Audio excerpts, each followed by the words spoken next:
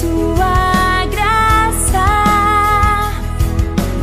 os pecados perdoa, a terra vai então cantar.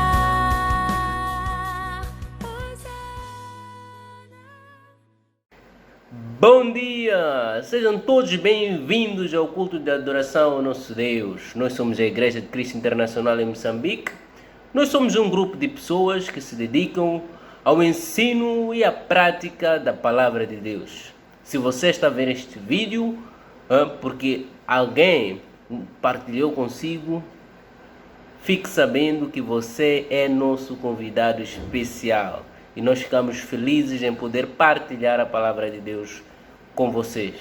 E para mim é sempre um enorme privilégio falar para o povo de Deus e também para os que buscam ao Senhor. E antes de irmos à oração da abertura do culto, gostaria de ler o livro de Salmos 119, versículo 1 a versículo 2, que diz o seguinte: como são felizes os que andam em caminhos irrepreensíveis, que vivem conforme a lei do Senhor. Como são felizes os que obedecem aos seus estatutos e de todo o coração o buscam. Então, como são felizes os que de todo o coração buscam a Deus. Eu espero que isso tenha vos encorajado, que faça com que nós todos estejamos constantemente em busca do nosso Senhor Jesus Cristo. Então, sem mais delongas, vamos para a oração de abertura. Oremos. Deus Pai, Criador dos céus e da terra, de tudo que nele existe, vem neste momento, ó Pai, agradecer, ó Pai, por, meu Pai, permitir, meu Pai, que hoje seja possível, meu Pai, nós podemos adorar ao Senhor, nós podemos fazer o culto, meu Pai, dedicado ao Senhor, por esta via virtual, meu Pai. Muito obrigado, meu Pai, por continuar a nos manter conectados como igreja, meu Pai. Muito obrigado, meu Pai, por todos aqueles, meu Pai, que nos visitam, meu Pai. Muito obrigado, meu Pai, por cada coração, meu Pai, cada pessoa, meu Pai, que dedica, meu Pai, o seu tempo, meu Pai, para assistir. Assim também como aqueles que dedicam o tempo, meu Pai, à produção dos cultos, meu Pai. Falo, meu Pai, dos pastores, meu Pai, do grupo de louvor, meu Pai. Por favor, meu Pai, esteja com eles, meu Pai, e continue nos abençoando, meu Pai, nos dando saúde, meu Pai, nos dando força, meu Pai, sempre para louvar o seu santo nome. Quero pedir ao Pai que esteja com todo aquele que for ouvir a mensagem de hoje, meu Pai, que essa mensagem, meu Pai, possa produzir transformações em nossas vidas, meu Pai, transformações reais, meu Pai, que não seja algo, meu Pai, que simplesmente entre nos nossos ouvidos e saia do outro, meu Pai. Que seja algo, meu Pai, que vai transformar as nossas vidas, vai produzir mudanças, meu Pai. Por favor, meu Pai, encha, meu Pai, a todos, meu Pai, que vão fazer parte deste culto do seu Santo Espírito, meu Pai. Quero entregar, meu Pai, este tempo, meu Pai, tudo em suas mãos, em nome de Jesus Cristo, que morreu na cruz para nos salvar. Amém. Amém, irmãos. Que a paz do Senhor esteja com todos vocês.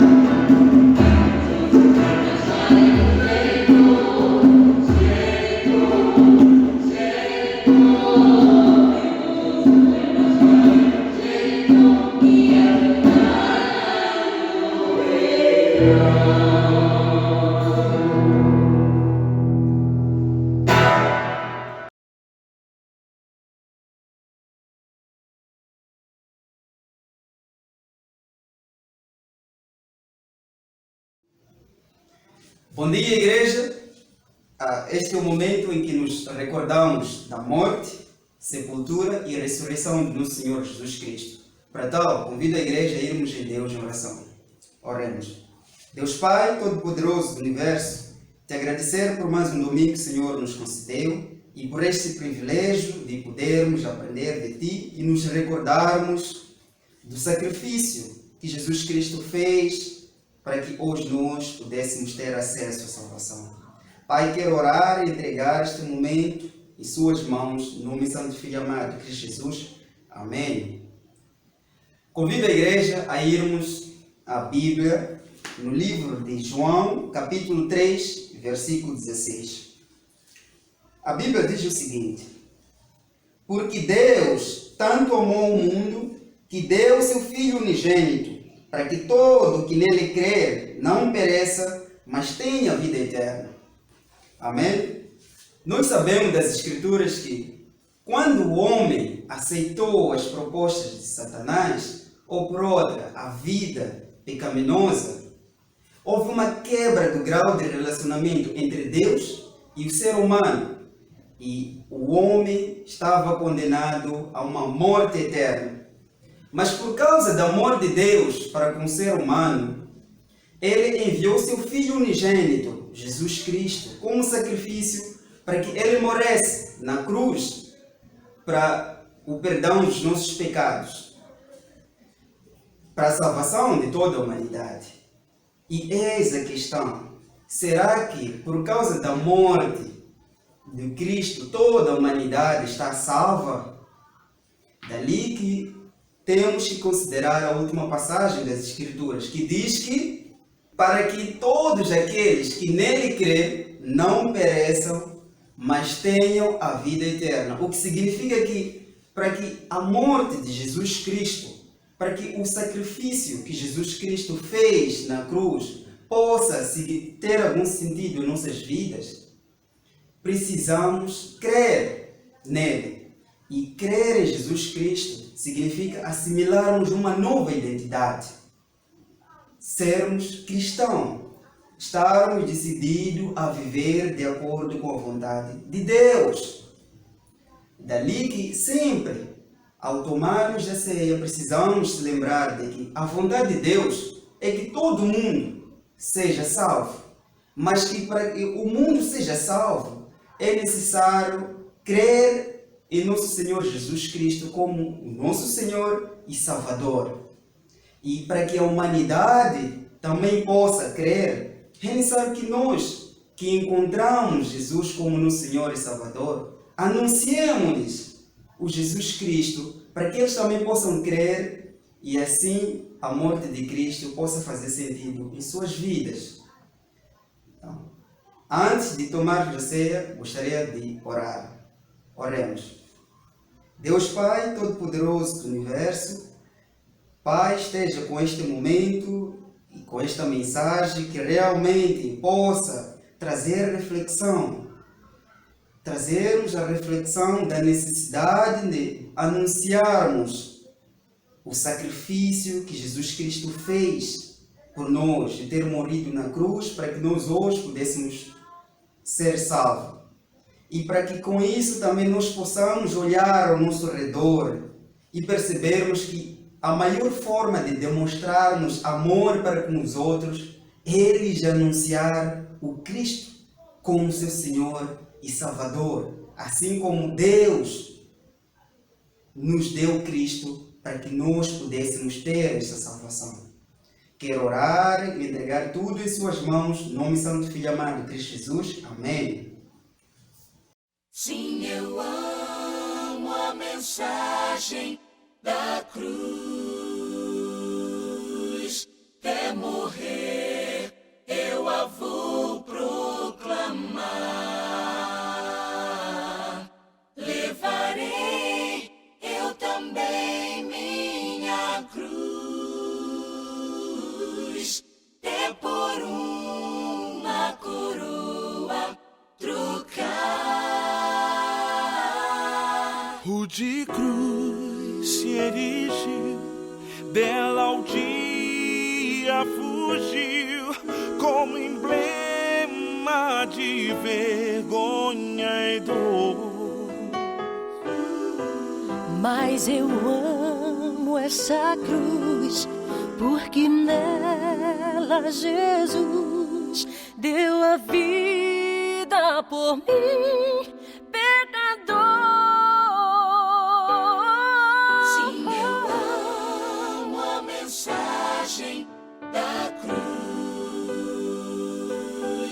Até morrer eu a vou proclamar. Levarei eu também minha cruz, até por uma coroa trocar. Nessa cruz padeceu e por mim já morreu meu Jesus para dar-me o perdão. Cristo vem me buscar e com Ele no lar uma parte da glória de ter.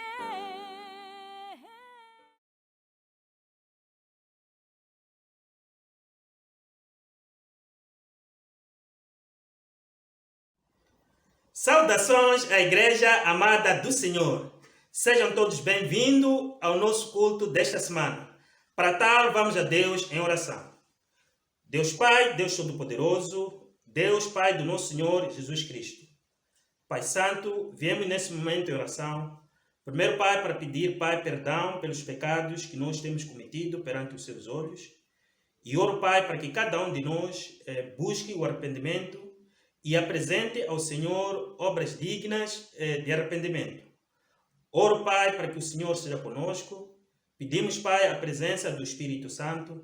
Seja, Pai, com os corações de cada um dos meus irmãos. E assim, Pai, todos nós, Pai, possamos, Pai, aprender a sua palavra mediante o Espírito do Senhor. Pai Santo, oramos e entregamos essa oração. Em nome de Cristo Jesus. Amém. Nós neste ano temos como tema um corpo e uma família. E para tal nós estamos nos inspirando no livro de Atos 2:42, e nós queremos restaurar aquelas qualidades que a igreja primitiva tinha.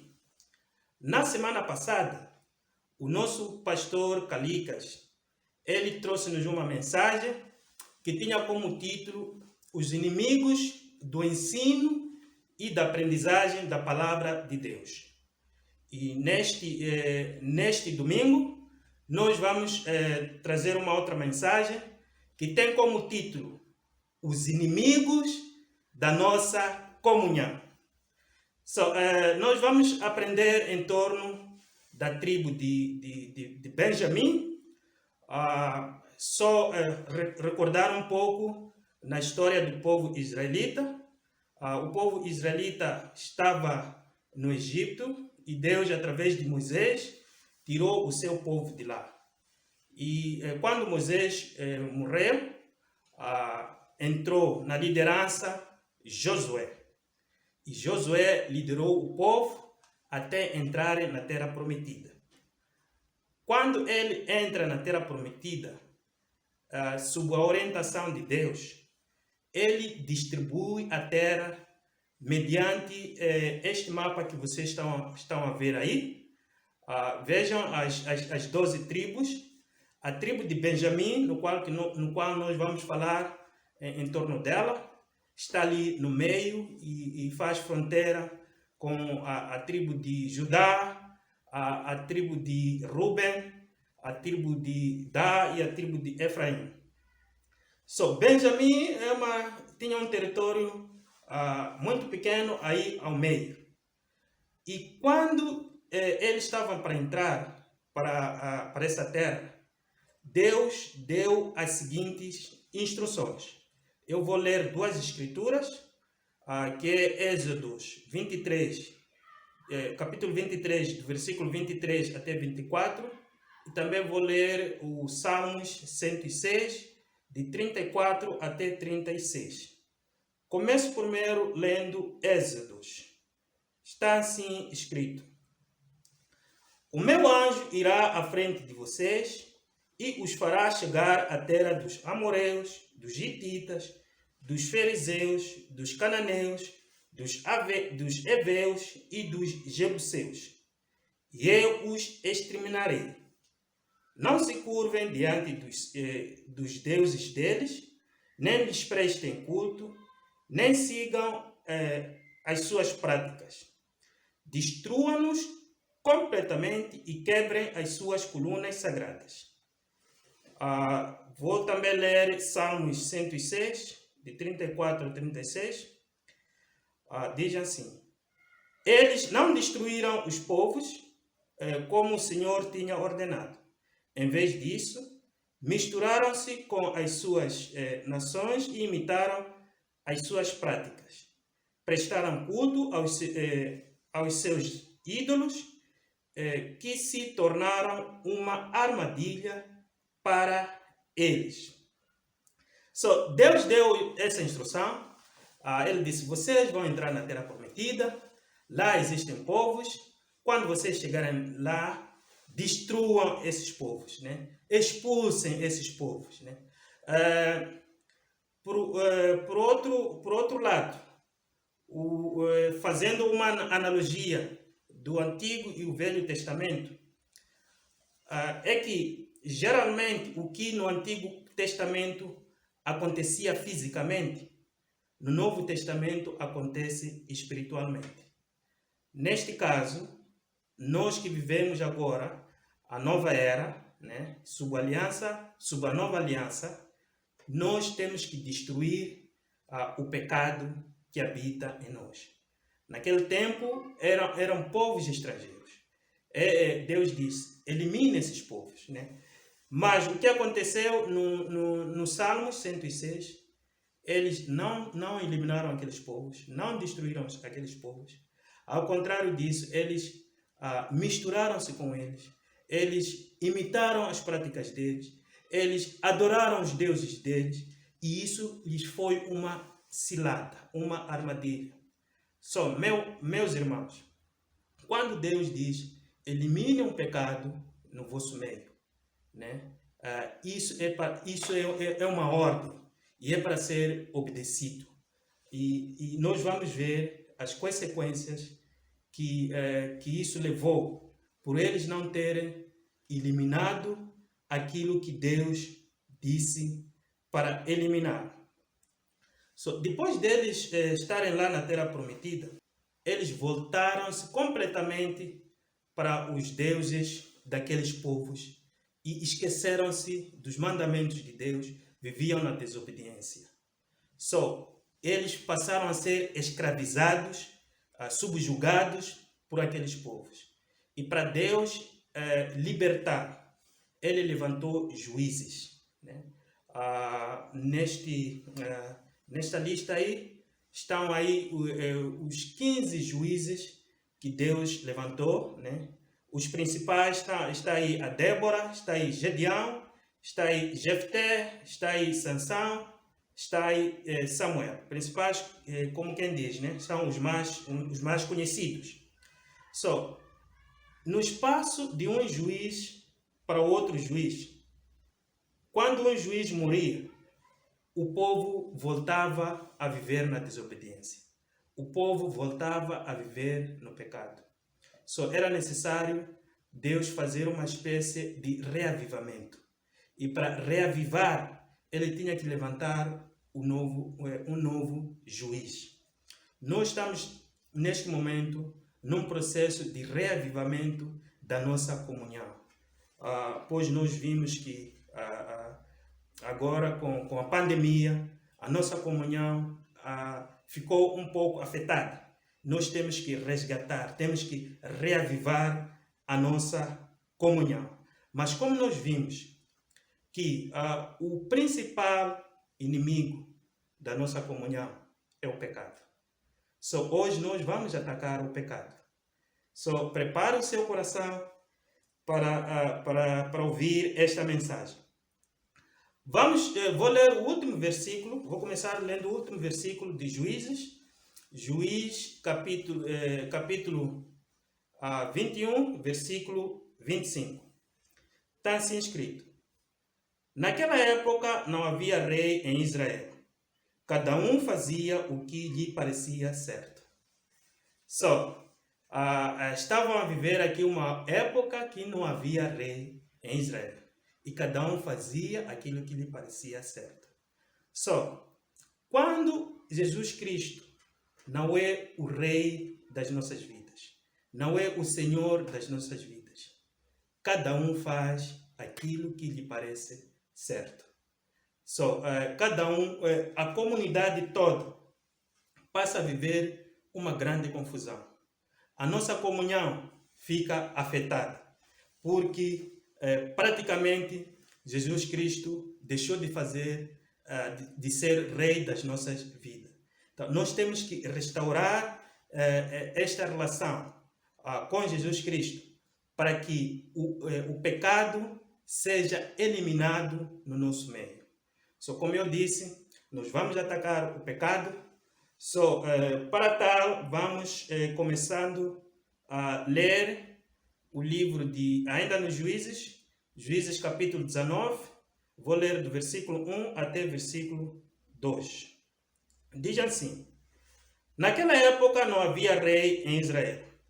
Aconteceu que um levita, só vou explicar um pouco, levita era a tribo que Deus escolheu para servir na sua casa. Era a tribo muito importante para o trabalho na casa de Deus, né? Aconteceu que um levita que vivia nos montes de Efraim, numa região afastada, tomou para si uma concubina, que era de Belém de Judá. Mas ela lhe foi infiel, deixou-o e voltou para a casa do seu pai, em Belém da Judá. Há muitos pontos que nós podemos tirar dessa passagem, né? Vemos que esse levita foi viver num local afastado. Quero falar para irmãos solteiros, casados, né? Porque vejo uma tendência de as pessoas, por causa das oportunidades da vida, eles se afastam da comunhão com a igreja, né? Passam a viver em lugares afastados, isolados. Isso pode ser uma cilada para a nossa comunhão, né? Pode ser algo que depois a pessoa, quando estiver fraca, não terá quem possa lhe ajudar. Me refiro espiritualmente. E depois, esta aqui tomou para si uma concubina, né? Mas a concubina lhe foi infiel. Outro ponto que gostaria que eu tirasse aqui é que vejo também irmãos solteiros, né? Com tendência de quererem casar mulheres estrangeiras, né? Me refiro estrangeira espiritualmente, porque todo aquele que não vive segundo a palavra de Deus, para Deus ele é um estrangeiro. Isso também pode ser uma cilada, né? Ouça os conselhos dos mais velhos, né? Há pessoas no nosso meio que passaram por essas experiências. Eles podem testemunhar as consequências disso. Depois, essa concubina, que era a mulher do levita, lhe foi infiel. É um problema muito sério para o lar, né? Meus irmãos casados, minhas irmãs, né? Façam de tudo para manterem a fidelidade nos nossos casamentos. Porque vejam que este pecado começou com infidelidade desta mulher do levita mas depois vocês vão ver as consequências que isso trouxe na comunhão dos israelitas. E outro ponto, quando você tiver problemas no lar, não corra voltar para a casa dos seus pais. Porque Deus disse, né? Quando as pessoas se casam, saem da casa dos seus pais. Só se você tiver problema, resolva com seu marido. Resolva com a sua esposa. Se é preciso perdoar, perdoe. Se me pergunta perdoar quantas vezes? A resposta, 70 vezes 7 vezes a lhe perdoar. Só perdoe-lhe sempre. Ok, há uma coisa que esse levita fez. Quando a mulher voltou para a casa dos seus pais, 4 meses depois, o levita foi atrás da sua esposa. A convenceu e a esposa aceitou voltar. Durante a viagem de volta, já começam a acontecer consequências. O que aconteceu durante a viagem de volta é que já era noite e eles estavam a passar no território benjamita, da tribo de Benjamim, e um dos servos disse ao seu senhor para que passasse a noite naquela região benjamita.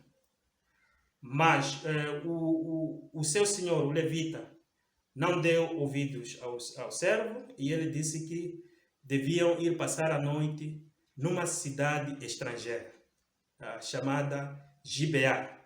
Era uma cidade pequena que estava dentro do território benjamita. Então, ele preferiu passar numa cidade estrangeira em vez de passar com seus irmãos. E depois,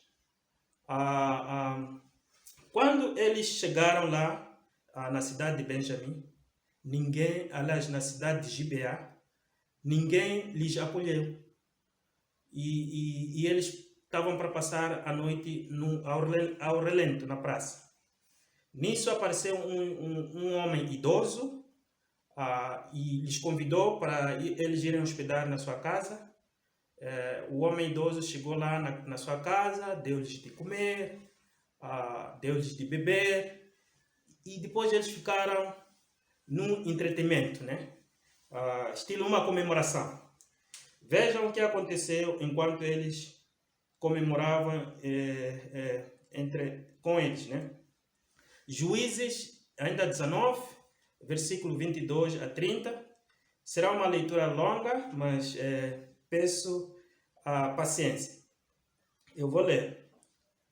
Quando estavam entretidos, alguns vadios da cidade cercaram a casa, esmurando a porta, gritaram para o homem idoso, dono da casa: traga para fora o homem que entrou na sua casa para que tenhamos relações com ele.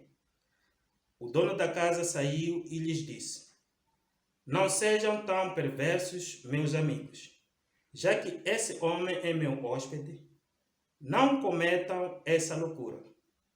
Vejam, aqui está minha filha virgem e a concubina do meu hóspede. Essa concubina era a esposa do levita. Eu as trarei para vocês e vocês poderão usá-las e fazerem com elas o que quiserem. Mas nada façam com esse homem, não cometam tal loucura.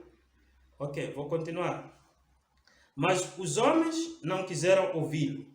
Então o levita mandou a sua concubina para fora e eles a violaram e abusaram dela a noite toda.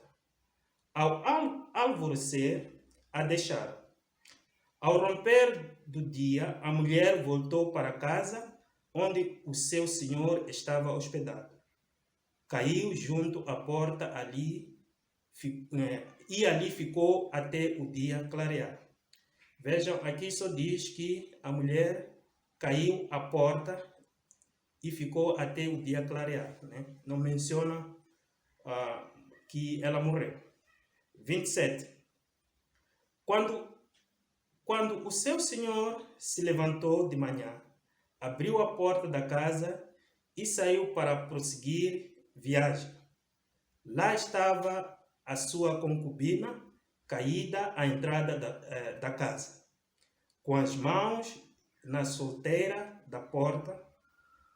Ele lhe disse: levante-se, vamos. Não houve resposta. Então o homem a pôs em seu jumento e foi para casa. Quando chegou em casa, apanhou uma faca e cortou o corpo da sua concubina em 12 partes e as enviou a todas as regiões de Israel. Todos os que viram isso disseram: nunca se viu nem se fez uma coisa dessas desde o dia em que os israelitas saíram do Egito. Pensem, reflitam, digam o que se deve fazer. Que cenário, meus irmãos, que cenário. Primeiro, meus irmãos, este levita não quis hospedar na casa dos seus irmãos, preferiu ir hospedar numa casa de uma cidade estrangeira. Nós devemos criar confiança entre nós, de modo que qualquer um de nós, se quiser passar um tempo na nossa casa, ele se sinta à vontade, sinta-se livre, ele saiba que estou na casa do meu irmão. Nós devemos abrir as nossas portas para recebermos os nossos irmãos. E depois, acontece que esse levita foi, né, na casa deste homem idoso, né? Depois os vadios, né, os homens maus, pediram a ele para violar. Ele, em vez de se entregar e proteger a mulher, preferiu entregar a mulher. Falo isso para casados, meus irmãos. Nós temos que proteger as nossas esposas, né? De modo que elas se sintam seguras. Neste caso, né, ele não protegeu e a esposa foi violada até quase o dia clarear.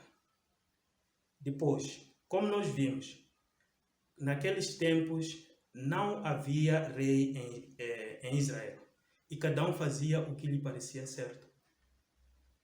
Esse homem pegou no corpo da mulher, né? Não está muito claro em que momento ela morreu, mas despedaçou em 12 pedaços e enviou cada pedaço do corpo da mulher a cada uma das 12 tribos de Israel. Quando as 12 tribos de Israel receberam aqueles pedaços, eles disseram: nunca se viu uma coisa dessas em Israel. Meus irmãos, reflitam, pensem. Quando Jesus Cristo não é o Senhor da nossa vida, há graves consequências. Nós devemos refletir, devemos pensar. Aqui, esses israelitas, embora cada um fazia o que lhe parecia certo, mas quando o pecado aumentou, eles sentaram para refletir e para pensar. Vamos ver o que aconteceu. Juízes, capítulo 20, do versículo 3 até versículo 7. Está assim escrito: os benjamitas souberam que os israelitas haviam subido a Mispá. Os israelitas perguntaram como aconteceu essa perversidade. Então o levita, marido da mulher assassinada, disse: eu e a minha concubina chegamos a Gibeá de Benjamim para passar a noite. Durante a noite, os homens de Gibeá vieram para atacar-me e cercaram a casa, com a intenção de matar-me. Então violentaram minha concubina e ela morreu. Peguei minha concubina, cortei-a em pedaços e enviei um pedaço a cada região da herança de Israel, pois eles cometeram essa perversidade e esse ato vergonhoso em Israel.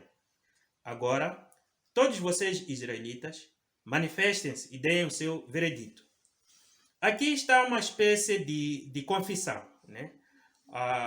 O levita estava a narrar aquilo que aconteceu, mas durante a sua narração ele mentiu, né? Nós podemos tirar aqui alguns pontos, né?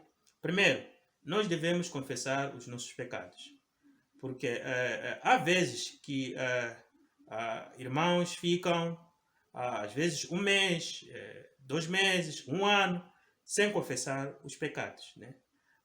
No entanto, Deus sabe de tudo quanto acontece em nós. Nós devemos sermos abertos perante o Senhor, o nosso Deus. Depois, ao confessar, nós não podemos mentir, né? Nós vimos que quando os homens de Gibeá vieram à casa do homem idoso, eles queriam o levita não para matar, mas queriam para lhe violar sexualmente. Mas ele aqui disse que os homens queriam lhe matar. Ele acrescentou mentira. Ao contarmos, ao confessarmos, nós não podemos embrulhar a verdade para alguns interesses a nosso favor. E no fim ele diz assim: agora todos vocês israelitas, manifestem-se e deem o seu veredito. É como quem diz, é isso que aconteceu, né? Eu não sou culpado, eu não tenho nenhuma culpa nisso. Vocês julguem, procurem um culpado e condenem esse culpado.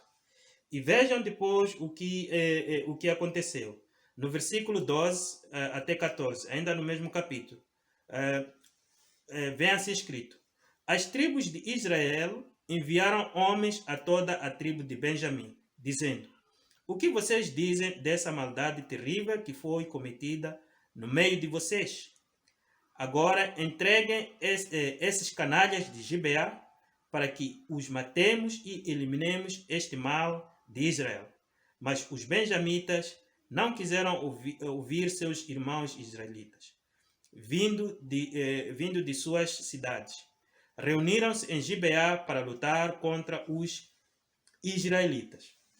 Vejam, os israelitas foram pedir aos benjamitas para entregarem aqueles maldosos, né? Eles chamaram aqui de canalhas de Gibeá. E eles queriam eliminar o mal, né? Trazido por esse povo estrangeiro de Gibeá. Mas os benjamitas, em vez de darem ouvido aos seus irmãos, eles preferiram proteger esses homens de Gibeá, esses homens maldosos, que Deus tinha dito: vocês eliminem, destruam-os. Eles protegeram-nos, e isso, a consequência disso foi a declaração de uma grande guerra. E vamos ver o que depois aconteceu. No versículo 18 até versículo 21, está assim escrito: os israelitas subiram a Betel e consultaram a Deus. Quem de nós irá lutar primeiro contra os benjamitas? Perguntaram. O Senhor respondeu: Judá irá primeiro. Na manhã seguinte, os israelitas se levantaram e armaram acampamento perto de Gibeá. Os homens de Israel saíram para lutar contra os benjamitas e tomaram posição de combate contra eles em Gibeá. Os benjamitas saíram de Gibeá e naquele dia mataram 22.000 israelitas no campo de batalha. Bom, há uma coisa muito interessante nesses israelitas. Eles sabiam que estavam com um problema que eles deviam resolver, mas eles sabiam que dependiam de Deus. Eles foram consultar a Deus. Se você tem um problema, entregue os seus problemas a Deus, né? E eles fazem uma pergunta que foi a mesma pergunta que foi feita no capítulo 1 de Juízes. Juízes 1, versículo 1 até 2, né? Eles fazem a mesma pergunta: quem de nós irá lutar primeiro quem de nós irá lutar primeiro? E Deus dá a mesma resposta. Judá irá primeiro. Bom, não sei se Deus tinha alguma afeição com essa tribo de Judá, mas o que nós sabemos é que a tribo de Judá é a tribo do nosso Senhor Jesus Cristo. Aquele que se sacrificou, que derramou seu sangue na cruz para perdão dos nossos pecados, por causa dos nossos pecados. Aqui, a tribo de Judá foi sacrificada. Os israelitas foram à luta e naquele dia 22.000 soldados de Israel foram mortos. Essa foi a primeira batalha. A segunda batalha, morreram volta de 18.000 soldados israelitas. No total, 40.000 soldados israelitas foram mortos. Como nós vimos, na luta contra o pecado, há derramamento de sangue. O livro de Hebreus 12, capítulo 4, diz que na luta contra o pecado, vocês ainda não chegaram ao ponto de derramar o vosso sangue, né? Nós devemos fazer sacrifício para eliminar o pecado que está em nós. Não devemos ter nenhuma comunhão com o pecado. Deus não tem nenhuma comunhão com o pecado.